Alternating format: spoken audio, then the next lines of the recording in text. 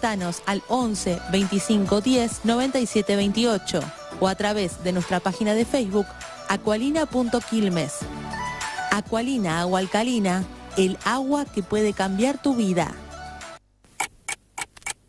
Ahora existe un espacio publicitario a la medida de su presupuesto y al nivel de su exigencia. Plan publicitario de FM Espacio. Contáctenos al 4216-3823 o a www.fmespacio.com. GMC 21. Estacionamiento con cámaras de seguridad las 24 horas. La mejor gastronomía y confitería. Telefonía celular. Internet. Estamos en calle 21, esquina 148, Berazategui. Mucho más que una estación de servicio. GMC 21. Arrojar residuos en la vía pública es un delito y está penado con multas de hasta 300.000 pesos. Saca la basura embolsada en el canasto de tu casa o contenedor más cercano de domingos a viernes de 19 a 21 horas. Denuncia a quien ensucia al 0800-666-3405. Mantengamos Berazategui limpia. Berazategui Municipalidad. Berazategui, corazón de zona sur. 91.7. 32 años. La compañía de siempre.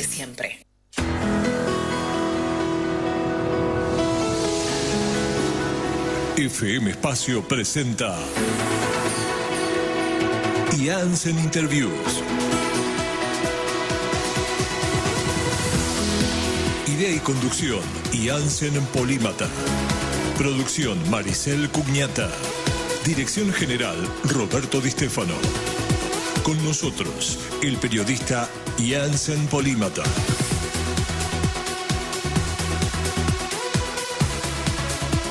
Hola Buenos Aires, ¿qué tal estáis? Aquí nuevamente con vosotros como siempre por FM Espacio desde Berazategui para todo el planeta en eso que es Iaenzen Interviews. Muchísimas gracias a todos que nos acompañáis, que estáis del otro lado. Muchísimas gracias por el apoyo, por la confianza.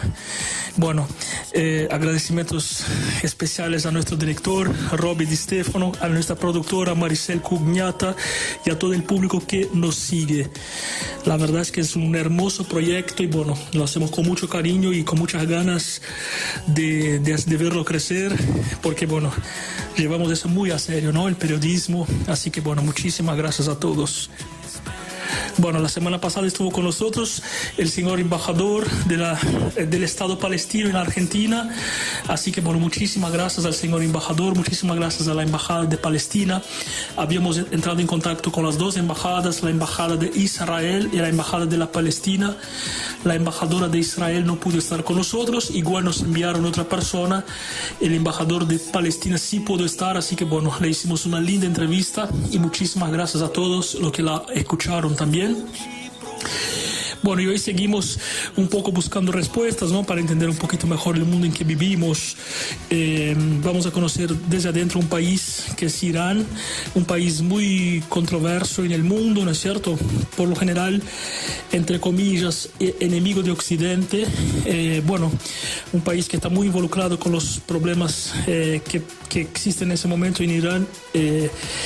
En Palestina e Israel, porque Irán siempre ha apoyado a Palestina, ¿no es cierto? Ha financiado de cierta forma. Entonces, bueno,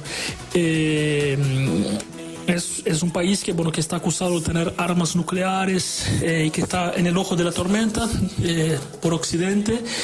Bueno, hemos tratado de entrevistar a alguien de Irán, un ciudadano común y corriente, no es diplomático, es un ciudadano cosmopolita, ciudadano del mundo, que bueno, que tuvo el enorme cariño de venir a hablar aquí con nosotros, explicar un poco cómo funciona el país, ¿no? En esa idea que es desmitificar, ¿no? Yo mismo me confieso un poco contaminado por los clichés que siempre tenemos con los países, ¿no? Y creemos que los ciudadanos son los países cuando no lo son. Así que bueno, vamos a conocer un poquito de Irán para entender un poco qué pasa en ese país tan controvertido que incluso que incluso, bueno, sin entrar demasiado en el tema, que no es el tema que vamos a tratar hoy, pero bueno, hay algunas pistas también de una pista de Irán, bueno, que involucra, ¿no?, con los atentados de la AMIA en Argentina. Entonces, bueno, siempre es un país que tiene bastante controversia. Así que yo quisiera conocer un poco qué hay de cierto, qué no hay de cierto, ¿no? Bueno, cómo se vive ahí adentro, qué rol tiene la mujer, en fin, el Islam, la religión, es un país árabe, no es un país árabe. Así que, bueno, amablemente tuvimos esa posibilidad de estar hoy, bueno, en forma simbólica, ¿no?, en Irán, para entender un poco qué pasa en este país no tan controvertido. Estuvimos con Hadi, que nos cuenta un poquito de Irán, de su país. Así que ya vamos a pasar directamente a la entrevista, vamos a ver qué nos cuenta. Así que bueno, ya vamos a pasar a escuchar la entrevista de Hadi, aquí por Iaenzen Interviews por FM Espacio.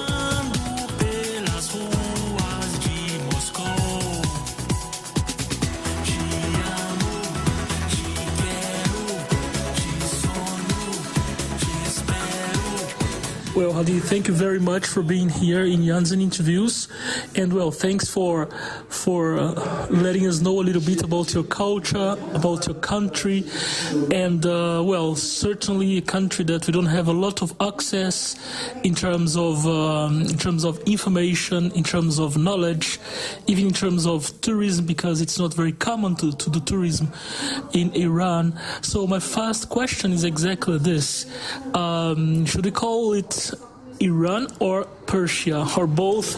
Let's start by having this very clear. Okay, first of all, hello and thank you for having me. In the Iran and the Persia and some people in the past say Parsa, it's all of them same, but it's kind of the Persia is our heritage, is kind of our region, is not our country's name. But after our 1,000 years ago, after the invasion from the Arabian people and make our country to Muslims, yeah, it's kind of to change to Iran. But we are famous and popular in the world, both of them, Iran, Republic of Iran also, and Persia. Persia is kind of the oldest and the main name of our country. Persia is the name, it's traditional, and Iran is like the name, technical name after the revolution, because it's a young country. It was born as such in 1979, so it's a very young country, right? Our country, no, it's like I can. They state the Republic of Iran, the way it is now after the revolution, right? Yeah, the new government, the new regime in Iran, yeah, it's very new. It's kind of 42 years old, and it's like America. It's have many names. America, United States is like this. Iran is Persia, and Iran is also like that. Persia is a main name of the last Iran, but after our revolution, it's changed to the Islamic Republic of Iran. 42 years ago, it's changed. Okay. Bueno, voy a traducir. Él dijo que, bueno, le pregunté cómo se debe decir, si se dice Irán o si se dice Persia. Dijo Hadi que, bueno, que se puede decir de las dos maneras. Persia es el nombre tradicional e histórico del país, e Irán es el nombre que el país, bueno, se le dio después de la revolución de 1979. Es un país con poco más de 40 años en tanto que tal, o sea, desde la revolución, de la forma como se organizó, ¿no?, la República de Islam. República Islámica de Irán, mejor dicho. I would like to ask you, because we're trying to know the goal of this is like knowing from inside, especially to Western countries and cultures, that we see that, we are globalized, we're living in a globalized world, but, well, as one writer told 40 years ago, when the world will be globalized, which is happening now, it would be like three big cultures: Western culture, Arabic culture or Islamic culture, and yellow or Asiatic cultures that couldn't mix so much, because of differences. So I would like to know from not as because you are a cosmopolitan person as well, but as from your Iranian side, what can you tell me about Iranian people that are not cosmopolitan like you, that are not traveled like you? How do you see Western civilization, the modern Western civilization, and how do you think that we see you as a civilization as well? Entonces le estoy preguntando para tratar de entender un poco culturalmente, ¿no? Cómo se posiciona Irán en el mundo de hoy. Quisiera saber cómo ve Irán al mundo occidental y cómo Occidente ve Islam en su opinión, ¿no?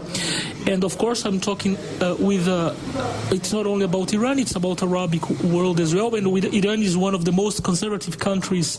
Some of the Arabic states or Islamic states are more like modern or more like mixed. Let's say Iran is more like purist and conservative. That's why I think it's a good measure, right? Le dije también que, bueno, que Irán es un estado que se mantiene dentro de la tradición, entonces, bueno, no se mezcla tanto con los valores de Occidente. First of all, never call Iranian Arab, because we are not Arab. And even to the conservative Iranian, they will attack you, not physical, but in the mental, and discussing with you very badly, because we are not Arab. We are one of the oldest countries in the Middle East and in the Europe, and for many years Iran was one of the biggest countries in the region, and with lots of the territory. One side is from the half of the China, and other side from the Greece, and half of the Europe. And because of this expanding country, there is several culture always I can say imposed to Iranian, okay. And we have several different cultures. Okay, let me translate this because it's very important, and thank you for telling me that it's important. That's why I was using both. I said Arabic and Muslim, but it's very important. Bueno, Hadi ha dicho que primeramente nunca digas árabe a Irán porque no es un país árabe, es un país de otra tradición milenaria y bueno, no hay que confundir, ¿no? Entonces, bueno, no es un país árabe, es un país islámico, pero no árabe. It's an Islamic country, but not Arabic country. Yeah, because I told that to someone the other day, and someone told me, no, there is no difference, Just like 2 weeks ago, I was talking to someone, I said, not all the Arabic countries are Islamic, and not all the Islamic countries are Arabic, like, for example, Egypt. And someone told, no, it's not true, all the Arabic and Islamic, it's the same, So there are some controversies as well. Le dije que el otro día justo hablé con una persona hace 2 semanas y que me había dicho que yo le había dicho que no todos los países árabes son islámicos y no todos los países islámicos son árabes, y me desdijo, y ahora nos está explicando a Hadi que no es cierto. Okay, so yeah. Expand this issue for you. If you realize the Arabic country like Egypt, like most of the Africa, most of the country in the Middle East are Arabic, they speak Arabic. Different accents, maybe a different pronunciation, but always Arabic, and also the cultures and their history is all the same.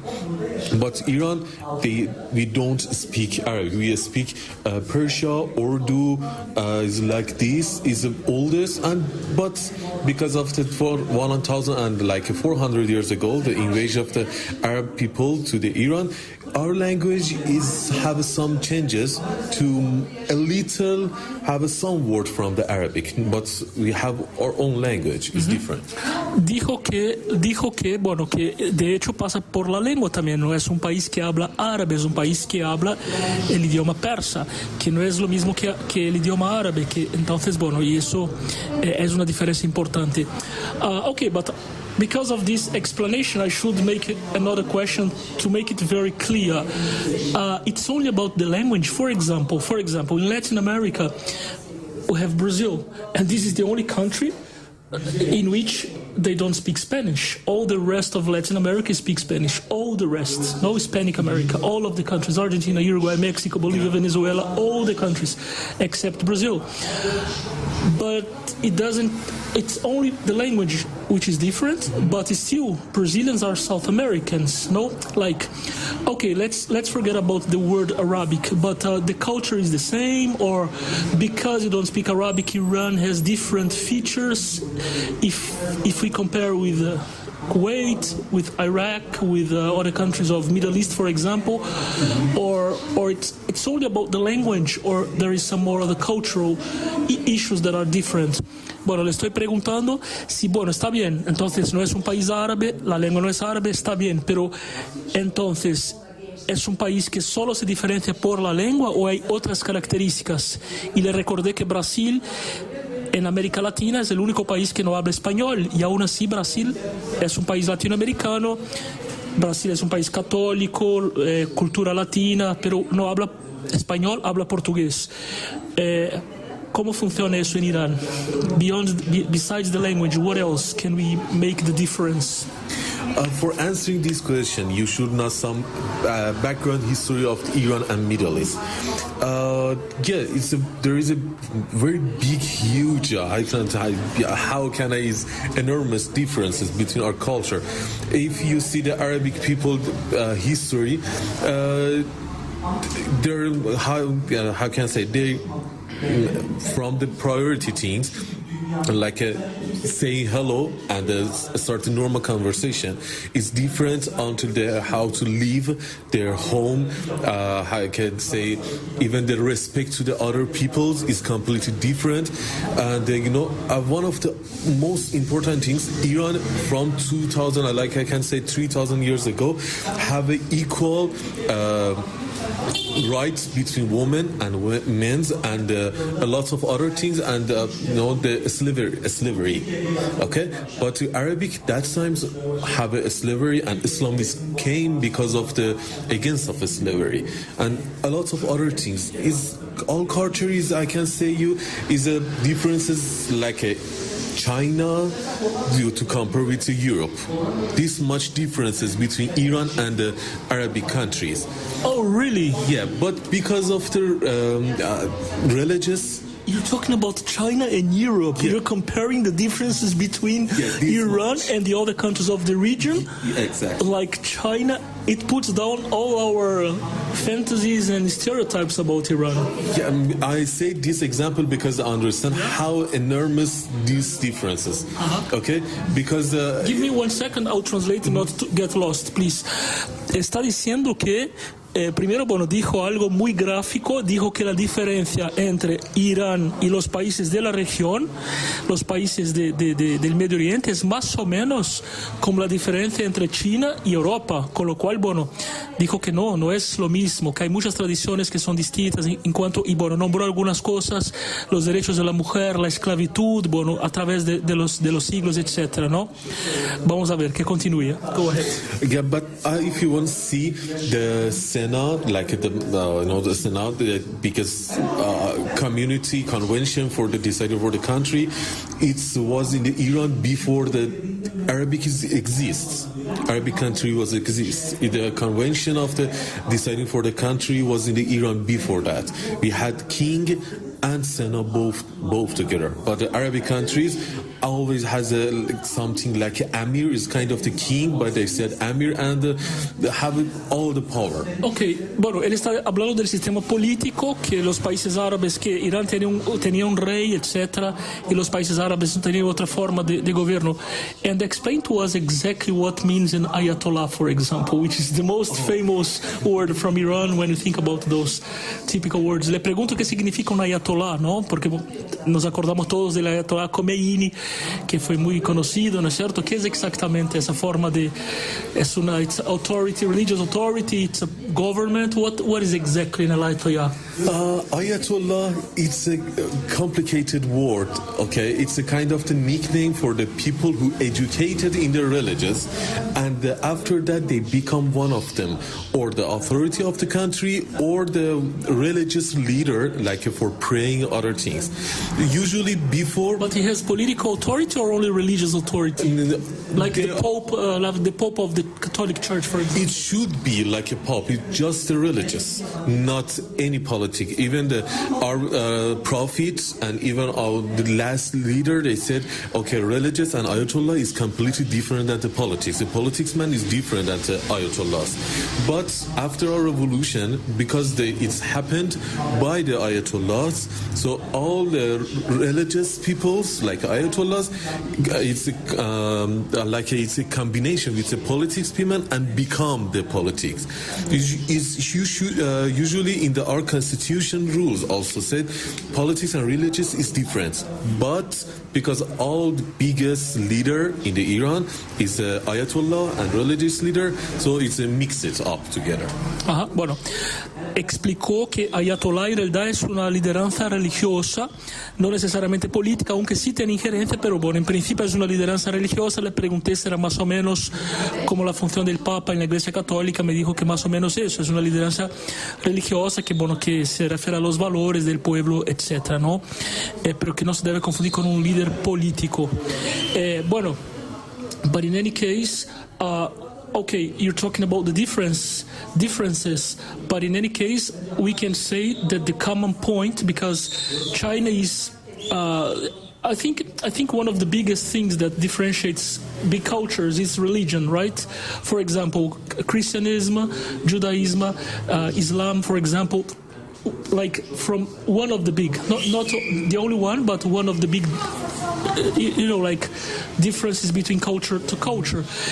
You're talking about the difference, but well, we can say that the common point with Iran, with other countries in the region, for example, and Arabic countries even, is Islam, ¿no? Le pregunto entonces si, bueno, como hablamos que existen diferencias, pero bueno, un punto común podría ser entonces el Islam. In that sense, what are the common points, especially talking about religion? What are the common points in terms of culture?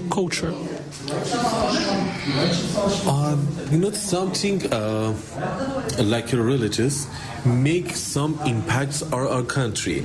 Okay, bring some new culture to our country, like other countries that have cultures and have imposed on my country. I'm sorry, it impacts the culture, or it's ruled by the religion, because it's supposed to be a theocracy, right? It's first started with the impact. It's before when the Muslims come to Iran and attack Iran and occupied Iran. It's imposed and impacts of the Iranian culture and have a little bit changes. Mm-hmm. But after the many time revolution, because Iran after become the Muslims have a many times revolution from the 5 years regimes until the 200 years regimes. There are always changes and make a lot of different rules and different authority, and the last one and still remains, it's the most conservative religious governments and regimes that all our rules it's based on our Muslims religious things. 1 second, I will translate, not to be so long. I'm afraid of losing some elements. Entonces, bueno, le pregunté entonces cuál es el punto común que tiene el Islam ya que Irán tiene el Islam como religión y los otros países árabes también, y dijo que sí, bueno, que Irán no era un país islam, y en algún momento hubo una invasión en el país y bueno, se instaló el Islam, entonces en ese sentido sí se trajo un poco de cultura de esos países a Irán. I would like to ask you in practical terms today, to people to understand it very in an open way, let's talk about some basic things and compare with Western countries, or maybe you will disarm some cliches, because maybe the idea that we have is not even true. So you tell us as a citizen just what you saw on the streets, what you see in the streets. For example, about women, what is the difference from a Western woman and Iranian woman, for example, in terms of what she can do, is it possible that she chooses her husband? Is it possible that she drives a car? A lot of things that maybe some of true or some of them are myth. You tell us they can have relations before marriage. Is it okay? They can be pregnant before marriage. Is it okay? I mean, tell us a little bit about the values that are considered for women today in the country, okay? Le estoy preguntando entonces cuál es el rol, the role of the woman in society today. Le estoy preguntando cuál es el rol de la mujer en la sociedad iraniana en los días de hoy, si las mujeres pueden elegir su marido, si las mujeres pueden manejar coches, si las mujeres pueden tener relaciones antes del casamiento, bueno, en fin. lo que las mujeres occidentales han logrado hoy que antes no lo tenían. Votar, the vote, things that Western human can do today, but 50 years ago they couldn't as well. They conquered that, especially because of feminist movements and a lot of, evolution or evolution, whoever, each person has its idea, but changes of society. Okay, so let us know, please. Okay, first of all, in the Iran, we have two kind of rights for the women's. Okay, women's in the kind of point of view of the Muslims, and the women's in the point of the politics and the normal people, citizens. Okay. How can we have two types of rights in one jurisdiction? For example, in one territory, you cannot be under two laws. It's impossible. I mean, it cannot be, because the maximum law is the state law, even above God's law. If some country is religious and laic, for example. You cannot say in a country that a woman can get divorced by the law of the state and cannot get divorced by the law of God. There is only one law that should prevail, that should be the most valuable for the terms of right, Exactly, and the most strongest rules and laws in the Iran is from our Muslim religious. But if you see, Iran is kind of one state. It's not many states. Instead of Mashhad is a religious state, is different. But like a Turkey, if you see people, women wear the hijab, some of them not, some of them praying, some of them not, some of them it's because of the. We told in the beginning that we're not comparing to other cultures. Okay, Iran, I wanted to just Iran. Okay. Iran before our revolution, 42 years ago. But about women, huh? Yeah, about women. Women's is completely can't wear the clothes. It's by their choice. They should use the veil, for example, the burqa. No, there is no shouldn't. Okay. They choose. They can show their faces. Yeah, exactly. Okay. They can be naked. We have a. Oh, come on. We have everything. Are you serious? In the beach? We have the most popular beach in the Middle East. Yeah. So we have a lot of cliches about Iran. We have a lot of cliches about Iran in the West. Yeah, fortunately. A lot of tourists, they came to the Iran for our beach. It was amazing. And our cinema is women can be in the show on the cinema. They can choose their husbands, for example. They can choose the husband, they can vote, they can driving, they can everything. So why do we say that they cannot choose their husbands, they cannot have relations before marriage, they cannot go to the cinema alone, they cannot have men friends? Why do you have that idea? I can explain to you. Tell me. 1 second, I have to translate because otherwise it's too big. Me está contando que muchas cosas que supuestamente creemos de las mujeres iranianas no son ciertas, que por ejemplo ellas sí pueden elegir sus maridos, que ellas sí pueden andar solas, pueden tener relaciones antes de casamiento, pueden andar desnudas en la playa si quieren, que eso es lo que pensamos que es el mundo musulmán, especialmente en Irán, que es el caso en ese momento, es un cliché, una exageración. No, the first when the communication equipment was invented, Iranian loves American and Western culture because of all the rights they have, the way they living the lifestyle. Iranian loves, and our king before our revolution was one of the best friends of the. I know. Yeah, America and Russia, they had a lot of links before. Yeah, and what before the revolution? Best friend, or the kind of best friend. So Iranian loves American culture and they pursue of them. But after a revolution, our leader, they came with a big lie that say all the things you have, it's remain, and we give you more everything. The revolution was a kind of rescuing old values, for example, or going against a modern world, for example, Western shape. As I know, and I heard from my fathers and most of the people who lived in that time and make the revolution, people kind of was very happy. was everything's economy was glorious, everything was good, and that some people because of oil as well. You have exactly. You have 10% of the oil in the world. And you know that time our king, like 60, 70 years ago, oil increased a big amount of money, so from $1 to $10, and our country was the biggest and richest country at that time. So everything was great. And Ayatollah, it came with a big lie that all we have like this, you people, you can have it more with religious. Okay, so they make a revolution, and after revolution, Ayatollah started to restrict the women. 1 second, I will translate this because it's very important. And did I hear well? You said that Ayatollah told a big lie. The people, okay, you're responsible for. I'm going to be the translator only. Okay, it's okay.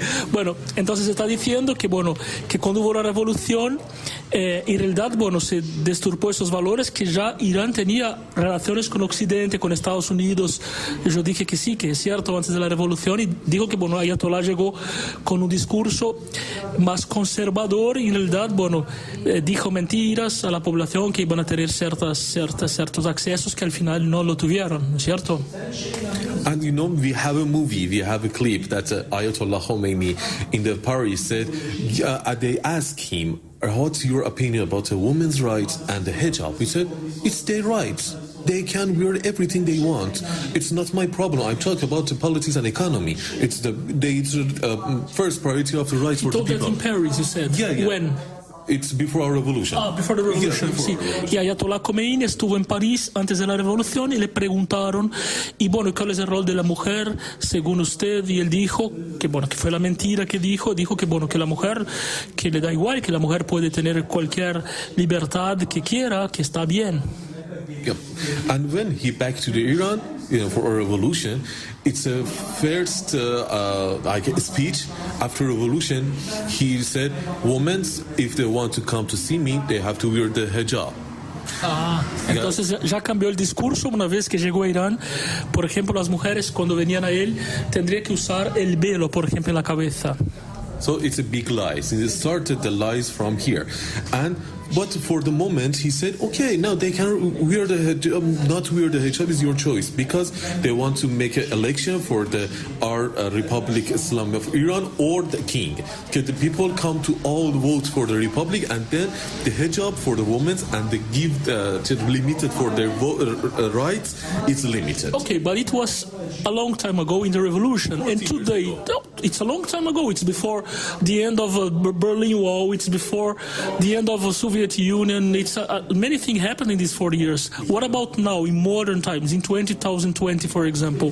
What is the role and what kind of liberties the Iranian women have that's is different from Western women, for example? No, is there any difference? Entonces le estoy diciendo, dijo que eso estamos hablando de 40 años atrás y el mundo ha cambiado desde entonces. Entonces le repregunto cuál sería hoy el rol de la mujer en la sociedad y si hay alguna diferencia con la mujer occidental. Iran, like other countries, there is a convention of the feminists that fight for their rights. It's the very hardest, and many people die in this way, executed by the government, but they eventually get some rights, like a vote, like driving, and everything. Okay. Dijo que la mujer tiene derechos y hay feministas en Irán y que luchan por esos derechos. Eventualmente, son perseguidas, pero que poco a poco van avanzando. Okay, I propose a ping pong with precise questions. For example, they can vote, they can drive, they can get divorced. Pueden votar, manejar un coche y divorciarse. None of them? No, all of them except divorce and the hijab. And what? Hijab. They have to. Okay. All of them except two, so except one, it would be more. Que pueden conducir coches, they can drive, pero tienen que usar el velo y además no pueden divorciarse, con lo cual men also cannot get divorced because women are, yeah. Está bien. This in Western civilizations, it's a new conquer as well. Mm-hmm. In the times of my grandparents, it was impossible. For example, there wasn't in many countries the people couldn't get divorced. So it's like a. What else? What about men, for example? Y sobre los hombres. If you talk about the government and regimes, all the women shouldn't have a lot of rights. But, because of the rules, they have rights. Okay, but our cultures, and especially the older peoples, elderly people, and who have the very conservative people, they're against of the women's rights, and we have most of our problem that I don't know you heard about that or not. The father kills the daughter in Iran many times. It's like 2,000 girls died killed by their father. But it's a crime. It's not about the system. Yeah, exactly. Okay. It's a crime, but it's not. It's not like other countries. Mm-hmm. They can kill. Okay, they kill the daughter. They can kill. They can kill, but because they are the owner of the girl. Really? Yeah. The father can go to jail just 5 years, not because of killing the daughter, because of the violation that you have in the public. Ah, wow. It's because the girls is kind of the property of parent. Okay. Bueno, está diciendo que en Irán, which was like this in Western society some years ago, not a long time ago, let's say. Está diciendo que, que la mujer de cierta forma es propiedad de los padres, del padre en realidad, que incluso hay casos de que los padres matan a sus hijas en nombre de esas leyes, ¿no? Paternales, en fin, de la tradición, y que hay casos así, que incluso van a prisión, pero solamente poco tiempo, por 5 años más o menos. Well, unfortunately we are out of time. It's a pity because it's so interesting, I will do a last question because we are really out of time. But my last question for you is, as a citizen, as an Iranian citizen, what do you think that Iran should bring from Western, and what do you think that we could get from Iran? In terms of tradition that could be good for us, Western society, including yourself, because you're worldwide. I'm talking about the people there are in the country. They cannot, they don't have access to this side of the world, as we don't have access to that side. So, what do you think that we can get from Iran that would be good for our societies, and what can we give to Iran as society, civilization? Le pregunto, en su opinión, ¿qué sería interesante para Irán poder traer desde nuestra sociedad occidental y a la inversa, qué podríamos nosotros aprender de Irán también, que sería un buen ejemplo?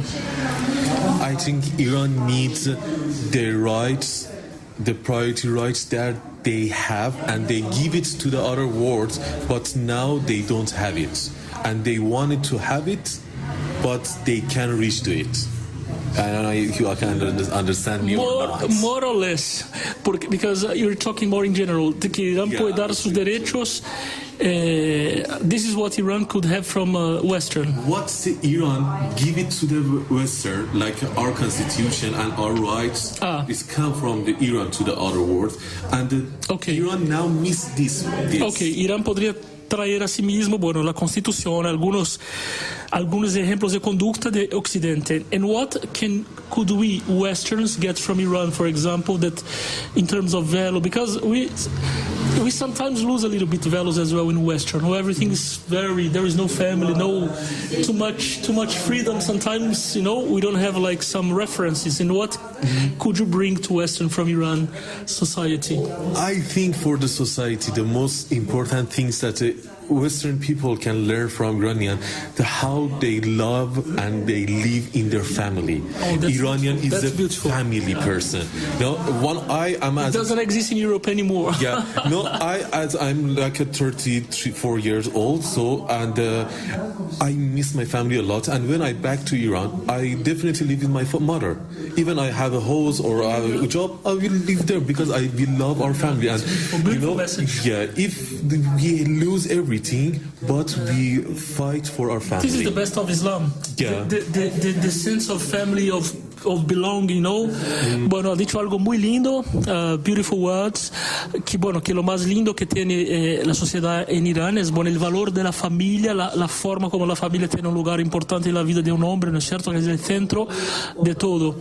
Hadi, thank you so much. Muchísimas gracias for this interview. It was a pleasure to talk to you. It's my pleasure to having me. Thank you for having me. I hope the best for you to learn something from Iran. Thank you. It was a pleasure. Esto fue Iaenzen Interviews por FM Espacio. Hasta nuestro próximo encuentro.